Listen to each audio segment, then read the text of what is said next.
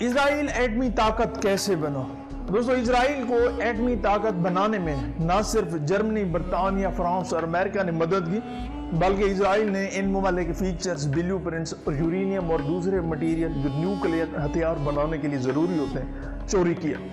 اس کے علاوہ اسرائیل نے نیوکلیئر راز چوری کیے، زمینیں چوری کی، حقوق چوری کیے، اس کے علاوہ عربوں کو لوٹا۔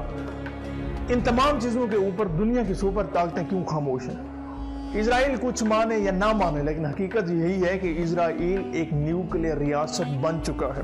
اس کے پاس نیوکلیئر ہتھیار ہیں، لیکن وہ انٹرنیشنل اور نجی پلیٹ فارم پر یہ چیز نہیں مانتا اور نہ ہی شو کرتا ہے۔ لیکن وہ یہ نہیں چاہتا کہ کوئی دوسرا ملک جوہری ہتھیار بنائے، خاص طور پر مشرق وسطیٰ میں اسرائیل کے اپنے خطے میں، موسٹ امپورٹنٹ ایران۔ دوستو، نیوکلیئر پاور یہ نسل پرستی کی ایک شکل ہے۔ اس کی مثال آپ کے محلے کے ان بزرگوں کی ہے جو آپ کو سگریٹ پینے سے منع کرتے ہیں، لیکن خود ان کے اپنے ہاتھ میں سگریٹ موجود ہوتی ہے۔ خیر، آج کا ہمارا ٹاپک ہے کہ اسرائیل نیوکلیئر اسٹیٹ اور نیوکلیئر پاور کیسے بنا۔ دوستو، میں مظہر اقبال، آج کے اس ولاگ میں یہی چیزیں ڈسکس کریں گے۔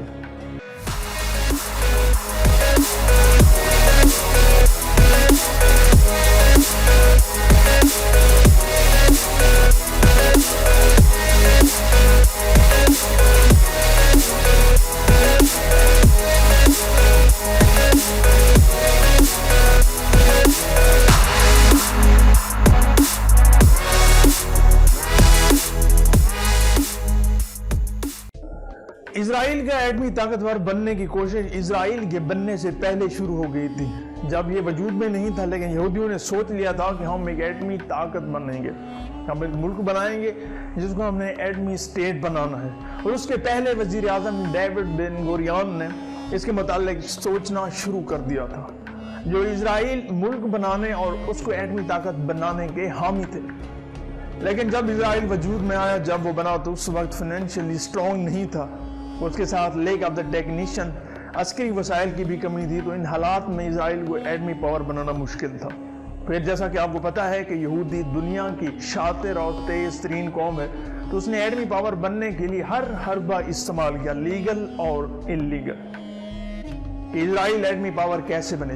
تو اس وقت کے ہر ایٹمی ملک کے اسرائیل نے تلوے چاٹے، ان کا ہر غیر قانونی انلیگل کام کیا، تاکہ کچھ مٹیریل، کچھ نہ کچھ چیزیں انہیں مل جائیں۔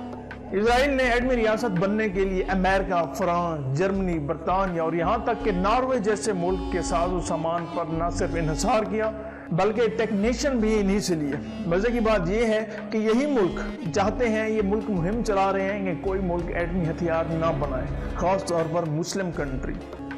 دوستو، اسرائیل نے نہ صرف ان ممالک سے مدد حاصل کی، بلکہ اس نے ان ممالک کے جوہری راز چوری بھی کیے، جو موساد کے ذریعے کیے گئے۔ اور جب ان ممالک کو پتہ چلا کہ اسرائیل نے موساد کے ذریعے ان کی جوہری جو چیزیں تھیں، جو معلومات تھی، جو انفارمیشن تھی، چوری کی ہے، بجائے کوئی اقدامات اٹھانے کے، ان ممالک نے اپنی آنکھیں بند کر لیں۔ دوستو، اس کے پیچھے بھی ایک وجہ تھی۔ پہلی یہ کہ اسرائیل کے پاس ان ممالک کی راز سے، اور دوسرا، اسرائیل نے ان ممالک کی مدد کرنی تھی اسلامی ممالک کے خلاف۔ جتنے بھی یورپ موسٹلی انلیگل کام کرتا تھا مسلمانوں کے خلاف یا مسلم کنٹریز کے خلاف، موسٹ امپورٹنٹ ایشیا اور مشرق وسطیٰ میں، تو اسرائیل اس کی حمایت کرتا تھا۔ 1956 میں نہر سوئز کے معاملے پر مصر اور فرانس کے درمیان کچھ معاملات گڑبڑ ہو گئے تھے، تو فرانس اسرائیل کے ذریعے چاہتا تھا کہ مصر پر کنٹرول حاصل کر لے، لیکن ناکام ہو گیا۔ پھر مصر کو اسرائیل نے کافی نقصان پہنچایا فرانس کے کہنے پر۔ دوسرا، الجیریا یعنی افریقہ پر فرانس نے قبضہ کیا ہوا تھا جب یہ کلونیل نظام تھا، اور الجیریا کے لوگوں نے بغاوت کر دی تھی، تو اسرائیل نے فرانس کی مدد کی، جس کے بدلے میں فرانس نے اس کو جوہری مہارت اور ٹیکنیشین بھی دی تھی، یعنی کہ سائنسسٹ بھیجے تھے۔ اور اس مدد کے بدلے میں، یعنی اسی معاملے پر، فرانس نے اپنے 2500 لوگوں کو تل ابیب بھیجا، جو سائنسسٹ تھے۔ انہوں نے اسرائیل کو ایٹمی طاقت بنانے کے لیے پاور پلانٹ اور پروسیسنگ یونٹ لگا کے دیا تھا۔ یہ کام اتنی رازداری سے کیا گیا تھا کہ لوگ فرانس کے جو اس کام پر گئے ہوئے تھے، جو سائنسسٹ گئے ہوئے تھے، ان لوگوں کے اوپر پابندی عائد کی گئی تھی، وہ اپنے گھر والوں کو ڈائریکٹ خط بھی نہیں لکھ سکتے، اور امریکہ اس واقعے سے باخبر تھا، اچھی طرح جانتا تھا۔ 1959 میں برطانیہ اور ناروے نے اسرائیل کو 20 ٹن ڈیوٹیریم آکسائڈ بھی فراہم کیا تھا، جس کو بھاری پانی بھی کہا جاتا ہے، جو ایٹمی ہتھیار بنانے کے لیے بہت ضروری ہوتا ہے۔ پھر اس کے بعد جب برطانیہ میں ہیرالڈ ولسن وزیر اعظم بنے تو انہوں نے اسرائیل کو پلوٹونیم کی بھاری مقدار فراہم کی تھی، جو ایٹمی ہتھیار بنانے میں کام آتی ہے، لیکن پھر بھی امریکہ خاموش رہا۔ ہیرالڈ ولسن نے ایسا اس لیے کیا، اس نے اتنی مدد اسرائیل کی اس لیے کی تھی کیونکہ اسے دوسری مرتبہ وزیر اعظم بننے کے لیے اس کی حمایت حاصل تھی۔ دوستو، امریکہ میں ایک یہودی تاجر تھا جس کا نام تھا ابراہیم فینبرگ۔ اس نے مختلف ممالک سے اسرائیل کے ایٹمی پروگرام کے لیے $10 بلین کا فنڈ اکٹھا کیا تھا۔ اس نے یہ فنڈ مختلف یہودیوں، مختلف ممالک سے، مختلف تاجروں سے اکٹھا کیا تھا۔ دوستو، ارجنٹائن اور جنوبی افریقہ کے مختلف امیر ریاستوں نے اسرائیل کی حمایت کی تھی، لیکن اسرائیل نے نہ صرف مٹیریل اور مہارت خریدا تھا بلکہ چوری بھی کیا تھا۔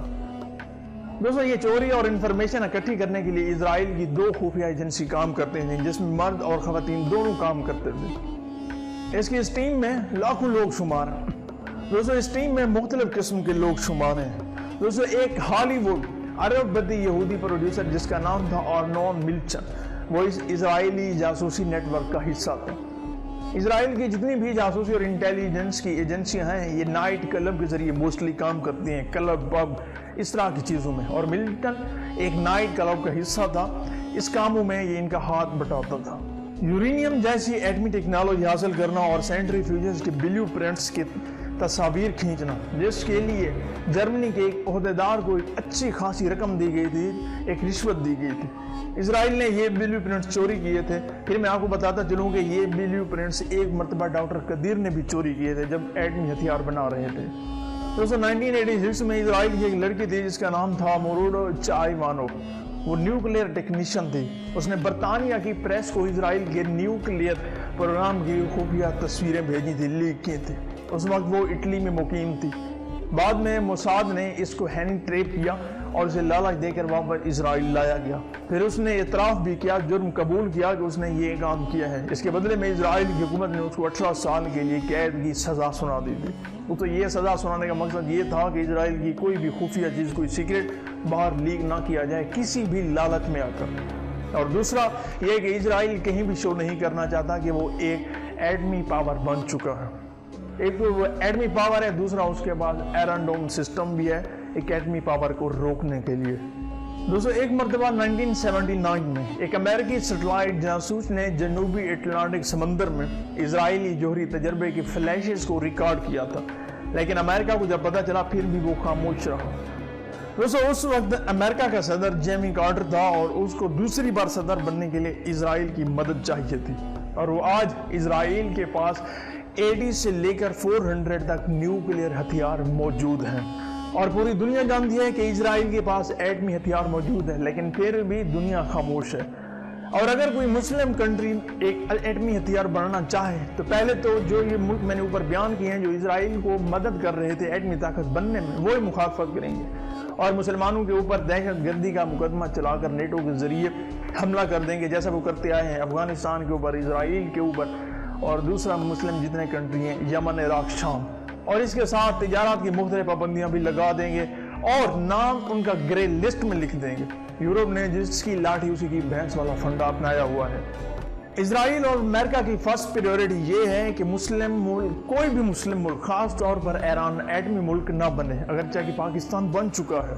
مزے کی بات میں آپ کو بتاتا چلوں کہ اقوام متحدہ میں ایک معاہدہ طے پایا تھا دوستو، جس کے اوپر 197 ممالک نے دستخط بھی کیے تھے کہ کوئی بھی ملک ایٹمی ہتھیار نہ بنائے گا اور نہ ہی وہ بنا سکتا ہے۔ اس معاہدے کا نام تھا TPN۔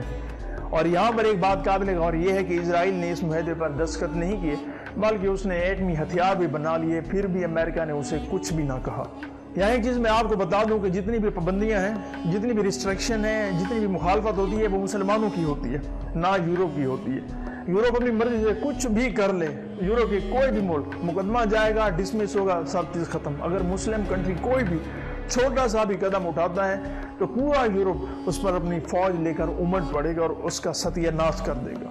یہ چیز مسلمانوں کے لیے قابل غور ہے اور سمجھنی چاہیے کہ ہم کس ڈائریکشن میں جا رہے ہیں اور کن چیزوں کے ہم نیچے بیٹھے ہوئے ہیں۔ दोस्तों उम्मीद करता हूँ आज की वीडियो आपको अच्छी लगी, पसंद आई होगी। अगर वीडियो अच्छी लगी तो हमारे चैनल को सब्सक्राइब कर दें, साथ लगे बेल आइकन को भी प्रेस कर दें। Watch for more informative video like this. मिलते हैं एक नई वीडियो में, तब तक के लिए इजाज़त दीजिए। अल्लाह हाफिज़।